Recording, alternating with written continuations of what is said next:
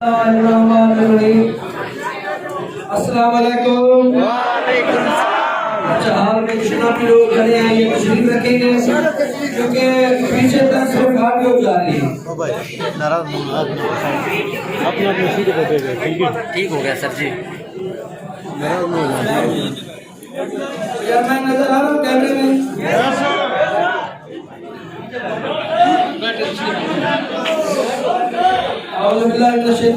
बिस्मिल्लाहिर्रहमानिर्रहीम। अस्सलाम वालेकुम। वालेकुम सलाम। कैसे हैं सभी लोग? हेलो, आप बुलंद करके बताएंगे लीडर। अल्लाह ताला आपके जज्बात को सलामत रखे। आज मेरा बात करना बनता नहीं है क्योंकि हमारे सबसे मोस्ट लीडर उस्ताद गुरु बानी अफ्ताहन निकार साहब आपके साथ बहुत पहले शेयर कर चुके। मैं चाहूंगा कि आप एक दफा सर इकराम साहब से भरपूर करें।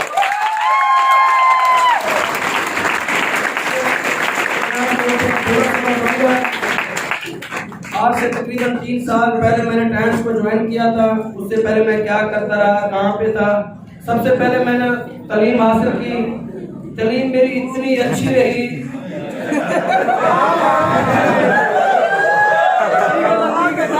इतनी अच्छी रही। मिडल तक मेरे मामू टीचर रहे। मुझे लगता था कि मैं एक टॉपर स्टूडेंट हूँ।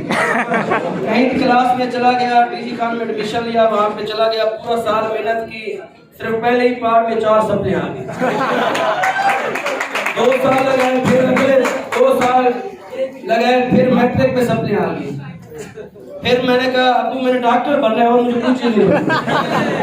अबू मेरे एक मजदूर बंदा था, उसने कहा यार तू पढ़ रहे हमारी खैर है। वो सऊदी में रहे, काम करते रहे और मैं तैमूर साहब एफएसी करने के लिए मुजफ्फरगढ़ चले गए। सुबह से लेकर शाम तक टीचर्स ने बड़ी कोशिश की कि इसको पास ही करा दे, लेकिन मैंने उनकी ये कोशिश नाकाम बना दी। फर्स्ट ईयर में सप्ली आ गई, मैंने कहा कोई मसला नहीं, मुस्तकिल मिजाज रहना चाहिए। फिर सेकंड ईयर में सप्ली आई। सर जो लोग आजकल 18 साल 19 साल में करते हैं एफएसी, वो मैं एफएसी करते करते अल्हम्दुलिल्लाह मेरा ये हाल हो गया।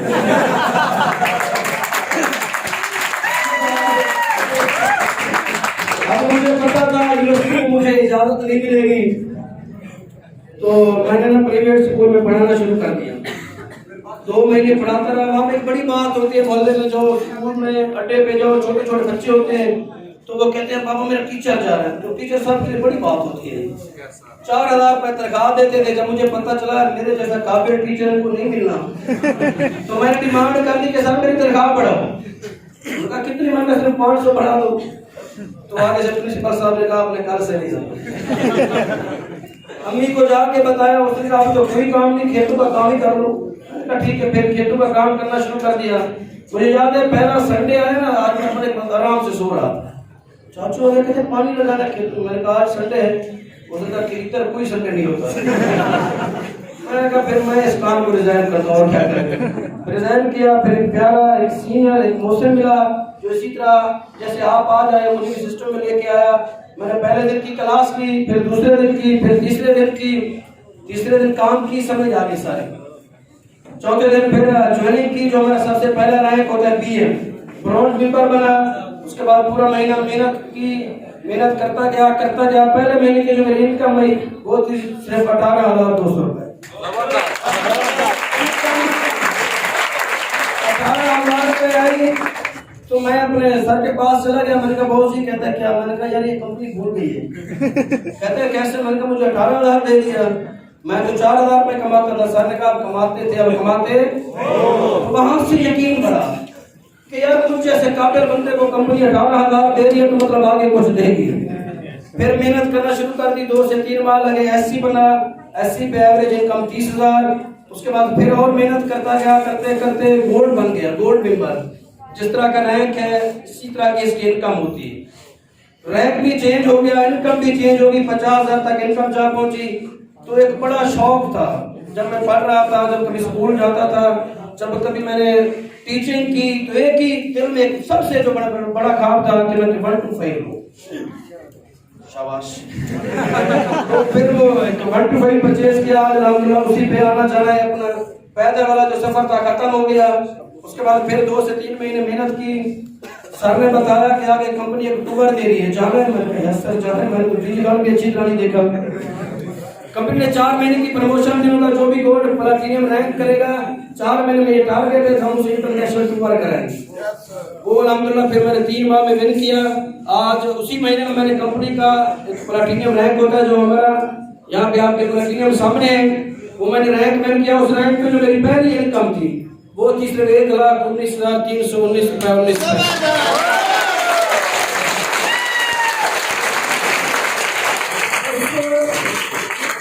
उस वक्त एक बात सड़ी, काश मैंने ये जो वक्त ज़ाया किया, जो मैं समझता रहा कि अब्बू है कोई टेंशन नहीं, काश मैंने ये काम अपनी जिंदगी में अपने अब्बू के सामने किया होता। उस वक्त मुझे फीलिंग्स है, आज मेरा लाख ठीक है हर चीज होगा, लेकिन मेरे वाले साहब होते, मैं उन्हें जाके देता तो एक बात बन जानी थी। हमेशा मेरे वाले साहब मुझे सपोर्ट करते रहे, कहते हमें नहीं पता चलता यार तुम क्या कर रहे हो, किस तरह कर रहे हो, कैसे पढ़ रहे हो, लेकिन एक काम करना, हमारी इज्जत का ख्याल करना।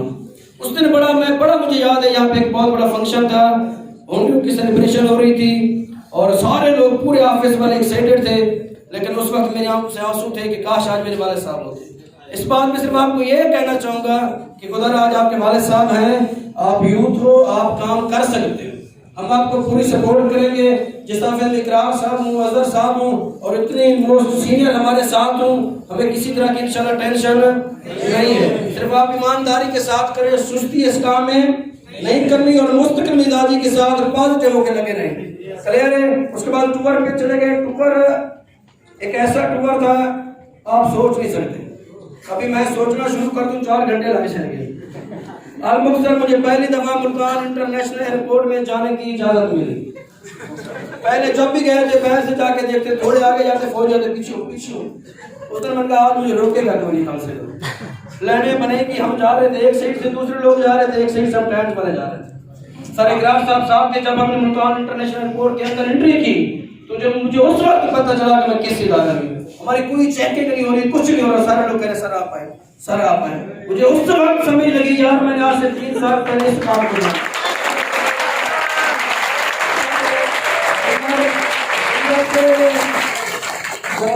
हाल में बैठे, फिर जहाज में बैठने का जो मंजर था मुझसे तो बैठे नहीं गया। वो मेरी रीज थी कि please sit down sir, sit down. मैं कहना आज नहीं बैठना। मैंने कहा मेरी सीट आप किसी और को दे। वहाँ पे वीडियोस बनाना आप बोल रहा है, अब बैठे हम ये करें वो करें। खैर वहां से चले गए दुबई में पूरी दुनिया के लोग थे। टर्मिनल 2 पे हमारा स्टाफ था, अंग्रेज भी थे, हर तरह के लोग थे। सही स्टे था लेकिन टाइम का पता नहीं चला। वहां पे जो हमें खाना दिया गया सुभान अल्लाह। उसके बाद वहां से रवाना हुए। मुझे याद है मैंने वहां पे मोबाइल चार्ज पे लगाया हुआ था, नया मोबाइल लिया 40,000 का। मैं ना सारे बहुत अच्छी बात है बाबे ने निकाला 40,000 का मोबाइल लिया हुआ था, तो सारे लोग एंजॉय कर रहे, मोबाइल लगे हुए, मैं मोबाइल को देख के बैठा हूँ। आज इसे छोड़ूंगा नहीं। एक अंग्रेज होता बड़ा लंबा का था, सही जिसामत उसकी, उसने मेरा मोबाइल निकाला, अपना लगाना शुरू कर दिया। मैंने कहा और साथ में बशर साहब बैठे, तो उसने कहा ये ऐसे तो नहीं सुनेंगे। मैंने फिर जाके उसको टेस्ट किया, बड़ा खड़ूस था बंदा था। मैंने कहा सर दिस चार्जिंग नॉट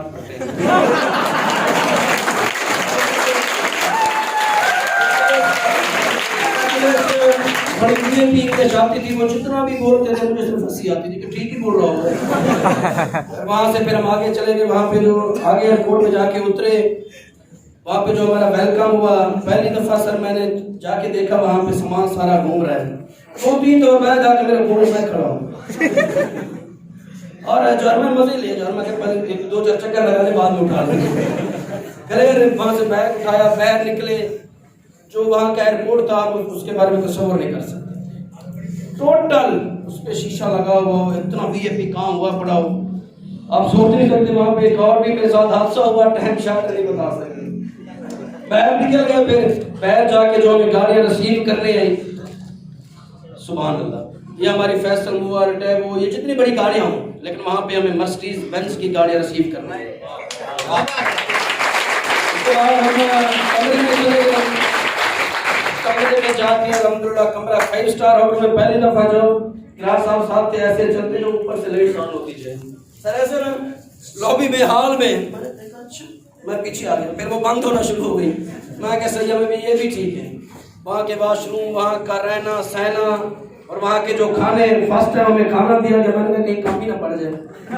उनका 7 बजे आना, मैं 6 बजे लॉबी के बाहर खड़ा लेकिन अनलिमिटेड खाने 100 से ज़्यादा डिशें, अब मुझे पता ना चले कौन सी खाऊं कैसे खाऊं। तो सब मैंने सीनियर को देखा कैसे कैसे खा रहे हैं, क्या क्या खा रहे हैं, फिर देख के क्लियर बड़ा एंजॉय किया। 6 से 7 दिन वहाँ पे रहे, टूर किया, उसके बाद वापस आए। अल्हम्दुलिल्लाह कंपनी की तरफ से एक अज़ाज़ी रैंक होता है, एक बहुत बड़ा रैंक होता है अल्हम्दुलिल्लाह, जो मेरे अल्लाह ने मुझे इज्जत दी, जो एक टूर दी, जो अचीवमेंट दी और जो सबसे बड़ा रैंक दिया। आज अल्हम्दुलिल्लाह एसएम रैंक है, वापस आती मैं अल्हम्दुलिल्लाह एसएम हो गया था। आज कंपनी की तरफ से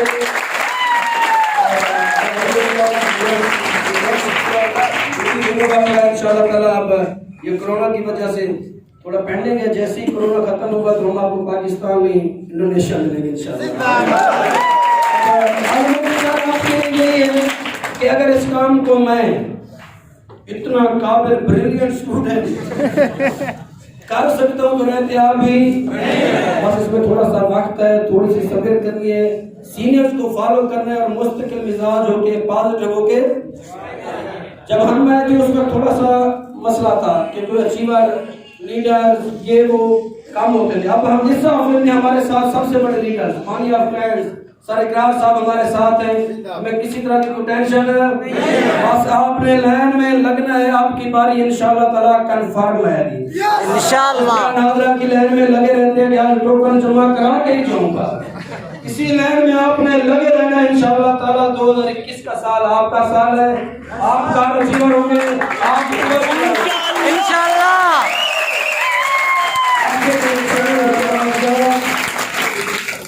देखो भी कागज वो यकीन से निकलेगा, यकीन पे सारा कुछ क्लियर है सर।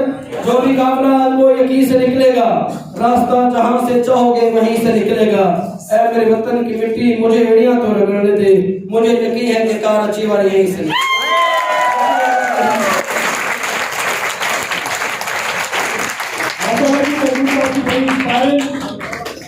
शेरिक थी। इन्होंने बापू